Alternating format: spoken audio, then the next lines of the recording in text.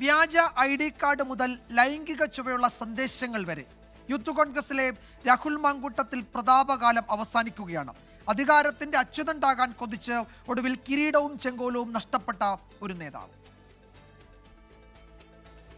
Rahul Mamkootathil youth Congress സംസ്ഥാന അധ്യക്ഷ സ്ഥാനത്തേക്ക് വന്നപ്പോൾ മുതൽ ആരംഭിച്ച വിവാദങ്ങൾ ഒടുവിൽ സംഘടനാ സ്ഥാനങ്ങൾ ഉപേക്ഷിക്കേണ്ടി വന്ന ഈ നിമിഷം വരെ തുടരുകയായിരുന്നു.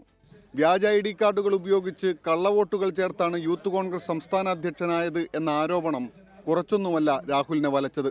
നേരത്തെ NSUI ചുമതലയുമായി ഡൽഹിയിലായിരുന്ന രാഹുലിനെ കേരളത്തിൽ ആർക്കും അറിയുമായിരുന്നില്ല. അസംഖ്യം യുവനേതാക്കൾക്കിടയിൽ ഡൽഹിയിൽ നിന്നും തിരിച്ചു വന്ന രാഹുൽ ശ്രദ്ധിക്കപ്പെടുന്നത് ചാനൽ ചർച്ചകളിലൂടെയാണ്. പക്ഷേ ചാനൽ ചർച്ചകളിൽ മാത്രമുള്ള നേതാവ് എന്നതിനപ്പുറം സംഘടനയ്ക്കുള്ളിൽ വളരാൻ രാഹുലിന് സാധിച്ചിരുന്നില്ല.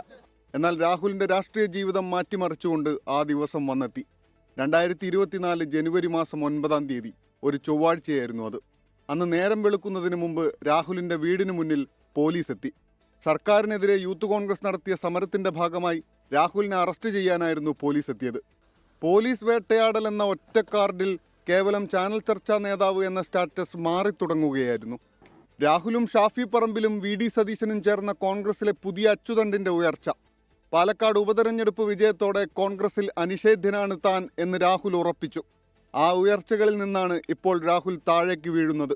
നിരവധി സ്ത്രീകളോട് ലൈംഗിക ചുവയോടെ സംസാരിക്കാനും അത് പുറത്തറിഞ്ഞാൽ ഒരു ചുക്കുമില്ലെന്ന് പറയാനുമുള്ള ധൈര്യം നൽകിയ അധികാര സ്ഥാനങ്ങളിൽ നിന്ന് ഒടുക്കം രാഹുൽ മാങ്കൂട്ടത്തിൽ താഴേക്കിറങ്ങുകയാണ്. News desk 24.